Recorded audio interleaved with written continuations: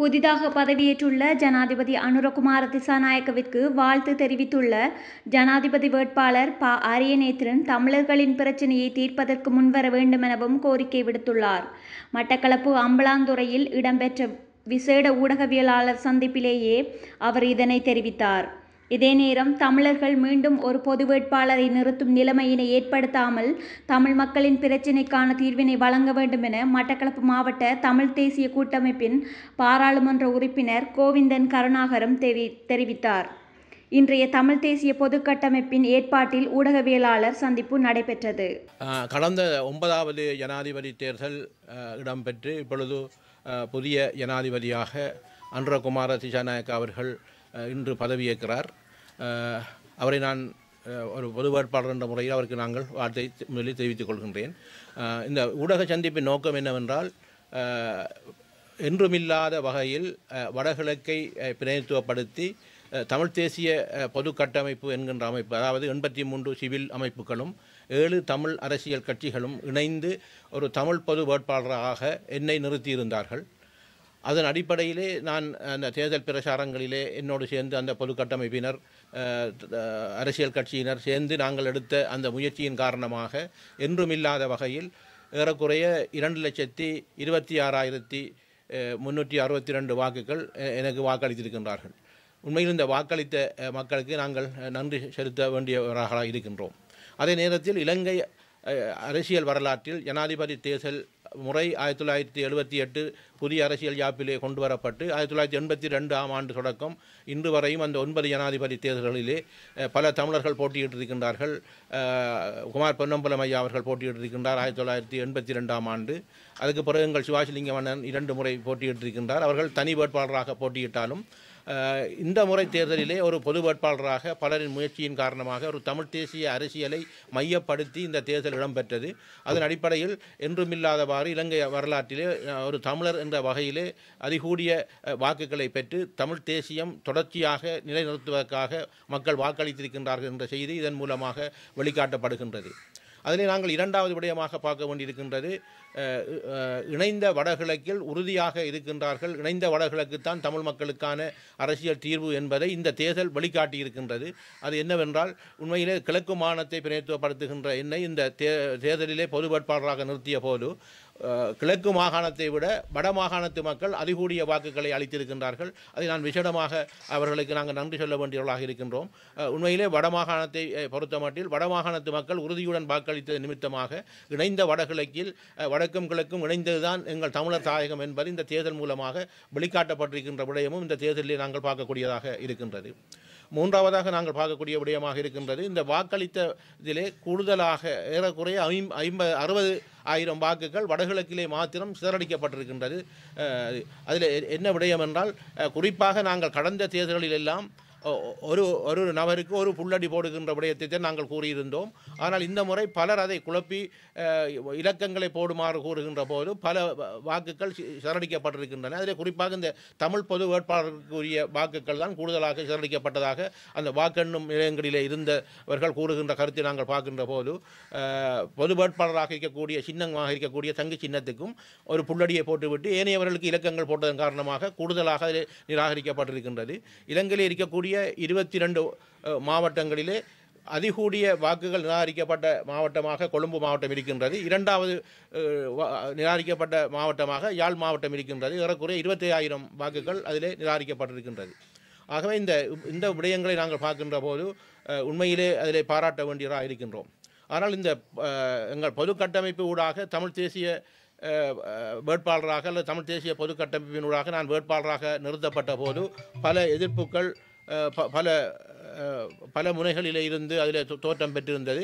குறிப்பாக நாங்கள் பலரைக்கு எதிராக அந்த தேர்தல் பிரச்சாரங்களை முன்னெடுத்திருந்தோம். குறிப்பாக இலங்கை தமிழரசு கட்சியிலே சேர்ந்த ஒரு அணியினர் பொது வேட்பாளரை தோற்கடிக்கப்பட வேண்டும் என்று கூறியிருந்தார்கள். இன்னும் ஒரு பிரிவினர் அதை எதிர்த்து வேலைஞ்சார்கள். அவ்வாறு வடக்கு கிழக்கிலும் தமிழர்களே பல கட்சிகளிலிருந்து தமிழ் தேசிய அரசியலை தோற்கடிப்பதற்காக பல முயற்சிகளையும் பல பிரச்சாரங்களையும் செய்த போது அவர்களை முறியடித்து இந்த தேர்தலிலே மக்கள் வாக்களித்திருப்பது என்பது ஒரு பெரியொரு விடயமாக காண்பிக்கப்படுகின்றது. அதை நாங்கள் இதிலே கருத்திலே எடுக்கக்கூடியதாக இருக்கின்றது. உண்மையிலே இந்த இந்த பொதுவாக நாங்கள் பார்க்கின்ற போது இந்த தேர்தலிலே ஒரு தமிழ் தேசியத்தை நிலைநாட்டுவதற்காக ஒன்றிணைக்கப்பட்டு இந்த பொது வேட்பாளர் நிறுத்தப்பட்டிருக்கின்றார். இப்பொழுது புதிய ஒரு ஜனாதிபதி அவர்கள் பாரமெடுத்திருக்கின்றார், அனுரகுமார திசாநாயக்க அவர்கள். மிக விரைவிலே ஒரு பாராளுமன்றம் தேர்தல் இடம்பெற இருக்கின்றது. ஆகவே இன்னொரு பாராளுமன்ற தேர்தல் இடம்பெறுமாக இருந்தால் நாங்கள் தமிழ் தேசிய அரசியலை மையப்படுத்துகின்ற சகல கட்சிகளும் ஒரு அணியில் ஒரு குடையின் கீழ் நின்று நாங்கள் இந்த தேர்தலிலே சந்திப்போமாக இருந்தால் மாத்திரம்தான் எங்களின் பிரதிநிதித்துவத்தை அதிகரிக்கக்கூடியதாக இருக்கும். அதில் குறிப்பாக கிழக்கு மாநிலத்தை பொறுத்தமட்டில் கடந்த காலங்களிலே கடந்த தேர்தலில் கூட நாங்கள் அம்பாறை மாவட்டத்தில் ஒரு பிரதிநிதித்துவத்தை நாங்கள் இழந்திருந்தோம். இப்பொழுது திருவண்ணாமலை மாவட்டத்தை பார்க்கின்ற போதும் அவ்வாறான நிலைத்தான் இப்பொழுது இருந்து கொண்டிருக்கின்றது. ஆகவே இதை மையப்படுத்தி சகல தமிழ் தேசிய கட்சிகளும் ஒரு கொள்கை அடிப்படையில் ஒரு குடையின் கீழ் ஒரு ஒரு ஒரு சின்னத்தின் கீழ் நாங்கள் போட்டியிடக்கூடிய ஒரு தேவை எங்களுக்கு இருக்கின்றது என்பதை அனைவரையும் நாங்கள் இதில் அரவணைத்து செல்ல வேண்டும் என்ற வகையிலே இந்த ஜனாதிபதி தேர்தலிலே நாங்கள் பிரிந்திருந்தாலும் ஜனாதிபதி தேர்தலிலிருந்து எங்கள் கருத்து முரண்பாடு காரணமாக சில பிரச்சாரங்களை நாங்கள் மேற்கொண்டாலும் கூட இனிவரும் காலங்களில் அந்த முரண்பாடுகளை தவிர்த்து இந்த பாராளுமன்ற தேர்தலில் வருகின்ற பாராளுமன்ற தேர்தலில் ஒரு குடையின் கீழ் ஒரு அணியில் ஒரு சின்னத்தில் நாங்கள் இந்த தேர்தலிலே போட்டியிடுவதற்கு அனைவரும் ஒன்றிணைய வேண்டும். அதற்கான அழைப்பையும் நான் ஒரு பொது வேட்பாளர் என்ற வகையிலும் மக்களால் 2,26,000 வாக்குகளை பெற்றவன் என்ற அடிப்படையிலும் நான் இதில் உங்களுக்கு எல்லோருக்கும் நான் இந்த எல்லா கட்சிகள் தலைவர்களுக்கும் இதில் முரண்பட்டிருக்கின்ற கட்சிகள் அது முரண்படாமல் இருக்கின்ற அனைவரையும் ஒரு குடையின் கீழ் வர வேண்டும் என்று நாங்கள் இதிலே நான் இந்த பகிரங்கமாக இந்த இந்த இந்த ஊடக சந்திப்பிலே அந்த வேண்டுகோளை விடுக்கின்றோம். இதிலே குறிப்பாக இந்த தமிழ் தேசிய அரசியலுக்காக இந்த ஜனாதிபதி தேர்தலிலே பலர் எங்களுக்கு உதவி செய்திருக்கின்றார்கள். அதில் குறிப்பாக புலம்பெயர்ந்து வாழ்கின்ற அனைவரும் உதவி இதில் எங்களுக்கு கிடைத்திருக்கின்றது. அவர்களின் பிரச்சாரம் என்பது எங்களுக்கு மிகவும் ஒரு தெளிவாகவும் ஒரு உத்வேகத்தையும் எங்களுக்கு ஏற்படுத்தி இருந்தது. அதைவிட வடகிழக்கில் இருக்கக்கூடிய தமிழ் தேசிய அரசியல் கட்சிகள் பலர் எங்களுக்கு உதவி செய்திருந்தார்கள். எங்கள் பொது கட்டமைப்பில் இருக்கக்கூடிய எல்லோருமே இணைந்து வேலை செய்திருந்தார்கள். அதைவிட முன்னாள் போராளிகள் பலர் எங்களுக்கு இந்த தேர்தலிலே பல விடயங்களிலே அதில் எங்களுக்கு உதவி செய்திருந்தார்கள். அதிலே இந்த தமிழ் தேசிய கட்டமைப்பில் இருக்கின்ற ஜனநாயக போராளிகள் கட்சிகளுக்கு அப்பால் இருக்கின்ற போராளிகளும் எங்களுக்கு உதவிகளை செய்திருந்தார்கள். அதைவிட ஊடகவியலாளர்களை நாங்கள் பாராட்ட வேண்டும். குறிப்பாக இந்த தேர்தல் பிரச்சாரம் ஏற்பட்ட நாள் தொடக்கம் தொடர்ச்சியாக சகல ஊடகங்களும் எங்களுக்கு அர்ப்பணிப்புடன் பல உதவிகளையும் பல பிரச்சாரங்களில் நடவடிக்கைகளை மேற்கொண்டிருந்தார்கள். அதைவிட எங்கள் கிழக்கு பல்கலைக்கழகமாக இருக்கலாம் அல்லது யாழ் பல்கலைக்கழகமாக இருக்கலாம். அதை இருந்த இந்த பொது கட்டமைப்பில் இருக்கின்ற 83 அமைப்புகளையும் தவிர்ந்த ஏனைய பல அமைப்புகள் அதில் பலரும் பல உதவிகளை எங்களுக்கு செய்திருந்தார்கள். அவர்கள் எல்லோரையும் நாங்கள் மறக்க முடியாது. அதனால் இதில் சிலர் கூறுகளாம் பொது கட்டமைப்பில் அதாவது ஒரு பொது வேட்பாளரை நாங்கள் நிறுத்திய போது இதில் ஏற்பட்ட விடயங்கள் அல்லது அதன் லாபங்கள் அல்லது அதுக்கான விடயங்கள் இதில் சொல்லவில்லை.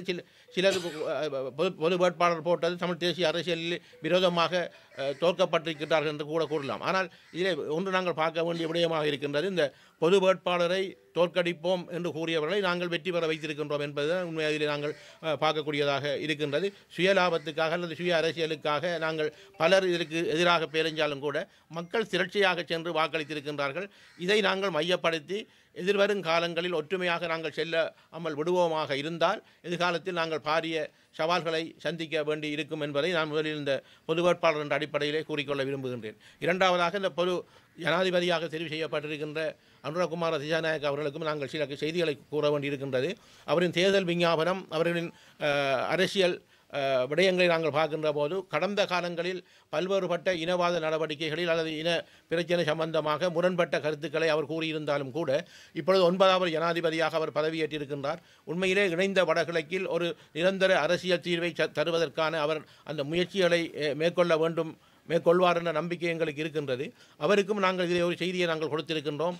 ஒற்றுமையாக கடந்த காலங்களில் 8 ஜனாதிபதிகளை நாங்கள் ஆதரித்தாலும் கூட இந்த 9வது ஜனாதிபதியில் ஏன் இவ்வாறு தமிழ் பொது வேட்பாளர் என்ற ஒரு விடயத்தை நாங்கள் விலக்கி இருந்தோம் அல்லது தமிழ் பொது வேட்பாளர் என்ற ஒரு எண்ணக்கரு ஏன் வந்தது என்றால் கடந்த காலம் ஜனாதிபதிகளாக ஏமாற்றப்பட்டதன் காரணமாகத்தான் அது இருந்திருக்கின்றது. ஆகவே இப்பொழுது நீங்கள் அதாவது அனுரகுமார திசாநாயக்கா அவர்கள் ஜனாதிபதியாக பதவியேற்றவுடன் இந்த வடகிழக்கு மக்களுக்கு இன்னும் சிதறடிக்காமல் அவர்களுக்கான ஒரு சுயநிர்ணய உரிமையை வழங்காமல் அவர்களுக்கான ஒரு சமஷ்டி அடிப்படையில் ஆன ஒரு தீர்வை அவரின் காலத்திலாவது வழங்கி தமிழ் மக்களையும் இணைத்து ஒன்றுபட்ட இலங்கைக்குள் ஒரு நிரந்தரமான ஒரு அரசியல் தீர்வை வழங்கி ஆட்சி செய்வார்களாக இருந்தால் உண்மையில் ஒரு வரவேற்கத்தக்க ஆட்சியாக இருக்கும்.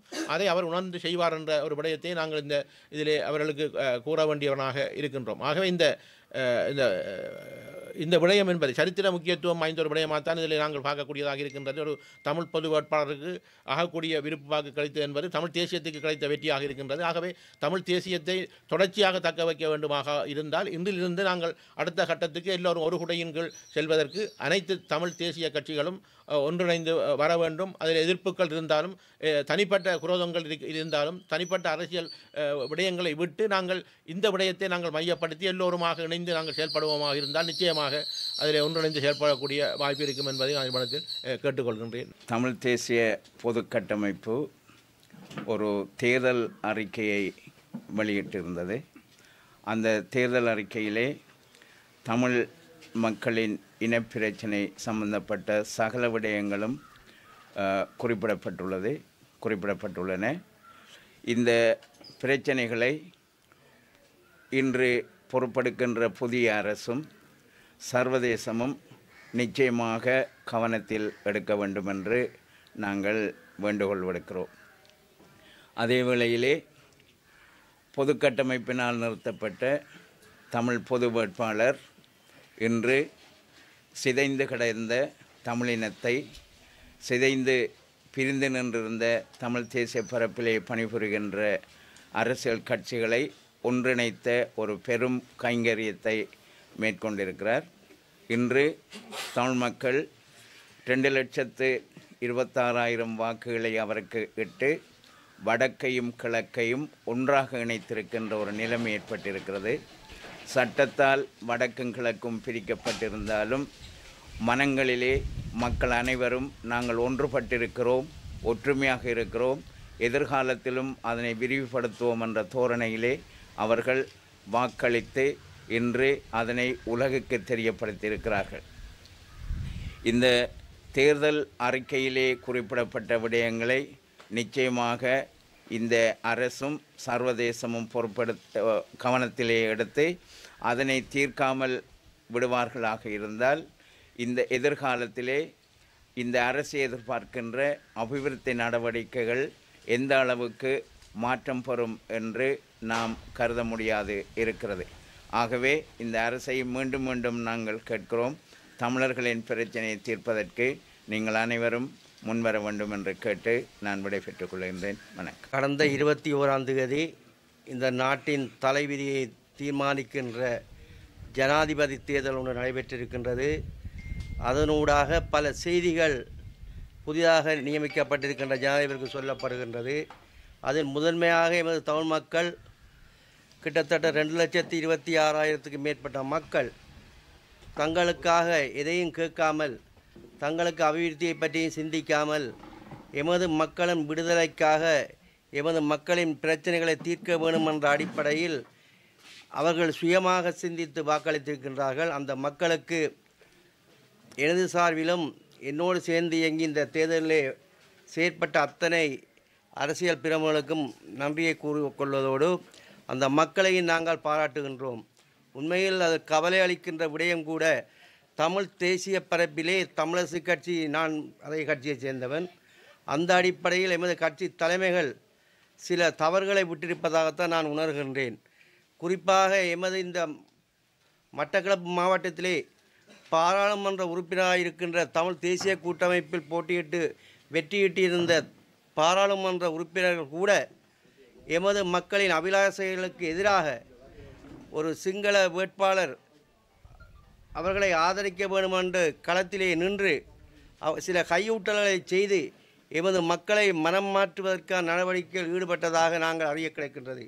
உண்மையிலே எவ்வாறு செய்தாலும் எமது தமிழ் மக்கள் சோரம் போகாமல் துணிந்து நின்று இந்த பொது வேட்பாளரை ஆதரித்திருக்கின்றார்கள். இது உண்மையிலே எமது மக்கள் ஒரு சரித்திரம் படைத்திருக்கின்றார்கள். இவ்வாறாக எமது மக்கள் இந்த முடிவை எடுத்தது நிமித்தம் எமது புதிதாக நியமிக்கப்பட்டிருக்கின்ற ஜனாதிபதி அவர்களுக்கு ஒரு செய்தியை நாங்கள் கூறிக்கொள்ள விளைகின்றோம். ஏனென்றால் இன்று தெரிவு செய்யப்பட்டிருக்கின்ற ஜனாதிபதி அவர்கள் கூட மக்களின் எழுச்சி போராட்டத்திற்கு தலைமை தாங்கிய ஒரு தலைவர். அந்த அடிப்படையில் எமது மக்களின் அபிலாசைகளை புரிந்தவராக இருப்பார். கடந்த காலங்களில் அவர் கடந்து வந்த பாதைகளை நோக்கின்ற போது ஏற்கனவே இருந்த அத்தனை ஜனாதிபதிகளும் எமது தமிழக மக்களுக்கான பிரச்சனைகளை அலசி ஆராயாமல் எந்த தீர்வையும் வழங்காமல் இழுத்தடித்து கொண்டு அவர்கள் தங்கள் அரசியலை சாதித்து கொண்டு வந்தார்கள். அதன் அடிப்படையில் தான் இந்த முறை நாங்கள் ஏகோபித்து வடக்கு கிழக்கை சேர்ந்த மக்கள் அத்தனை பேரும் ஒரே குரலில் ஒருவரை நியமித்து எமது தமிழ் மக்களுக்கான அபிலாசைகளை பெறுவதற்காக நாங்கள் எந்த பெரும்பான்மையின ஜனாதிபதிகளை ஆதரிக்கக்கூடாது என்ற அடிப்படையில் தான் இந்த பொது வேட்பாளர் நிறுத்தப்பட்டு அதனூடாக எமது மக்கள் அமோகமாக வாக்களித்திருக்கிறார்கள். இருந்தாலும் எமது பகுதிகளில் சிலர் தங்கள் சுய அரசியலுக்காக வந்த பாதைகளை மறந்து மக்களுக்கான தேவைகளை மறைத்து போலியான பசப்பு வார்த்தைகளை கூறி எமது மக்களை தடுத்தும் மக்கள் தன்னிச்சையாக முடிவெடுத்து இந்த வெற்றியை ஈட்டி தந்திருக்கின்றார்கள். அந்த வகையில் எமது மக்களுக்கு மனமார்ந்த நன்றிகளை தெரிவித்துக் கொள்கின்றேன். எதிர்வரும் காலங்களில் இந்த ஜனாதிபதி அவர்கள் எமக்கான பிரச்சனைகள் இருக்கின்றது என்ற அடிப்படையில் அலசி ஆராய்ந்து எமது இந்த பிரச்சனைகளை சரியான முறையில் ஒரு தெளிவாக சிந்தித்து ஒரு நல்ல முடிவை எடுத்து எமது மக்களுக்கான எதிர்காலத்தில் நல்ல ஒரு தீர்வை வழங்க வேண்டும் என்று ஒரு செய்தியையும் நாங்கள் அந்த ஜனாதிபதிக்கு கூறிக்கொள்ள விளைகின்றோம். உண்மையில் நாங்கள் எதிர்பார்க்கின்றோம் ஒரு இளமையான துடிப்புள்ள ஒரு அரசியல் தலைவர் என்று ஜனாதிபதி ஆகியிருக்கின்றார். அவர் சூரம் போகாதவர், கொள்கையின் அடிப்படையில் இருக்கின்றவர் என்ற அடிப்படையில் எமது மக்களின் பிரச்சனையை உணர்ந்து அதற்கான சரியான தீர்வை வழங்குவார் என்ற நம்பிக்கையில் அவருக்கு வாழ்த்து கூறி விடைபெறுகின்றேன். இன்று ஈழத்தமிழர்களில் ஏறத்தாழ 40% பொது வேட்பாளருக்கு வாக்களித்திருக்கிறார்கள். நாங்கள் இதை ஒரு வரலாற்று தருணமாக உணர்ந்து எமது தமிழ் தேசிய ஒருமைப்பாட்டுக்கான ஆரம்ப புள்ளியாக உருவாக்கிய இந்த பொது வேட்பாளர் பல சவால்களுக்கு மத்தியில், முக்கியமாக பொது வேட்பாளருக்கு எதிரான பிரச்சாரங்கள், ஒரு தமிழர் ஒருவர் வெல்லப்போவதில்லை, அவர் என்ன செய்ய போகின்றார், ஈழத்தமிழர்களின் அரசியலுக்கு இது எந்த விதமான ஒரு நன்மையும் தராது என்ற பிரச்சாரங்களுக்கு மத்தியில், தெளிவின்மைக்கு மத்தியில், அதுபோல் பொது வேட்பாளருக்கும் வாக்களித்து ஏனையவர்களுக்கும் வாக்களிக்கலாம் என்ற ஒரு ஒரு ஒரு கருத்துகளுக்கு மத்தியில் பல வாக்குகள் வீணடிக்கப்பட்டு அந்த நிலையில் ஒரு தெளிவான ஒரு நிலையை ஈழத்தமிழர்கள் எடுத்திருக்கிறார்கள். இன்று தமிழ் தேசிய இனம் சிதைவடைந்து இருக்கின்றது. எமது மண்ணில் மட்டுமல்ல, புலம்பெயர்ந்து வாழ்பவர்களும் சிதைவடைந்து வாழ்ந்து கொண்டிருக்கிறார்கள். எமக்கான ஒரு நிரந்தர அரசியல் தீர்வு என்பது எமது உறுத்து மட்டுமல்ல, அவசியமும் கூட. முக்கியமாக ஈழத்தின் கிழக்கு மாகாணத்திலே தமிழர்கள் பரம்பலில் வீழ்ச்சியடைந்து வாழ்ந்து கொண்டிருக்கிறார்கள். இனி வரும் காலங்களிலும் கூட ஒருமைப்பாட்டாக ஒற்றுமையாக தமிழர்கள் இருந்தால் மட்டும்தான் எமது எதிர்காலத்தை, எமது அரசியல் அபிலாஷைகளை, எமக்கான அரசியல் தீர்வை நாங்கள் பெற முடியும். இன்று ஜனாதிபதியாக பொறுப்பேற்கவிருக்கும் அனுர திசாநாயக்க அவர்களுக்கு எமது தெளிவான செய்தி என்னவென்றால், ஈழத்தமிழரின் பிரச்சனை அவர் கூறுவது போல 70 ஆண்டு காலங்களாக எமக்கும் இந்த பிரச்சனை இருக்கின்றது. இலங்கையிலே வர்க்க பிரச்சனையை பற்றி அவர் கூறும் பொழுது, இலங்கையில் தீர்க்கப்படாத ஒரு இறைமையுள்ள தேசிய இனமான ஈழத்தமிழர்கள் நமது இறைமையை இழந்து வாழ்ந்து கொண்டிருக்கிறோம்.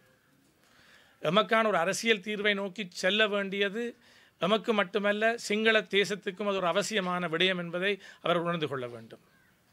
ஊழலற்ற ஆட்சி முறையை அனைத்து இனத்தவரும் ஆதரிப்பார்கள். அதே வேளையில் ஒரு தேசிய இனப்பிரச்சனைக்கான தீர்வும் வேண்டும் என்ற அவசியத்தை அவர் உணர வேண்டும். அதேபோல் இன்று எமது பொது வேட்பாளராக நிறுத்தப்பட்ட அண்ணன் அரியநேந்திரன் அவருக்கும் ஒரு வரலாற்று பொறுப்பை தமிழ் மக்கள் கொடுத்திருக்கிறார்கள்.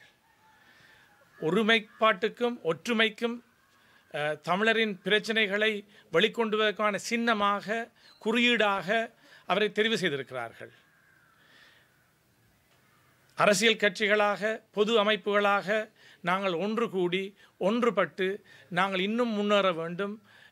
சிங்கள தேசத்திற்கும் சர்வதேசத்துக்கும் நாம் கூறும் தெளிவான செய்தி என்னவென்றால், ஈழத்தமிழர்கள் தொடர்ச்சியாக அசமந்த போக்காக வழிநடத்தப்பட முடியாது என்ற விடயத்தை நாங்கள் தெளிவாக உலகுக்கு கூறியிருக்கின்றோம், தொடர்ந்து கூறுவோம் என்று கூறி விடைபெறுகின்றேன். நன்றி.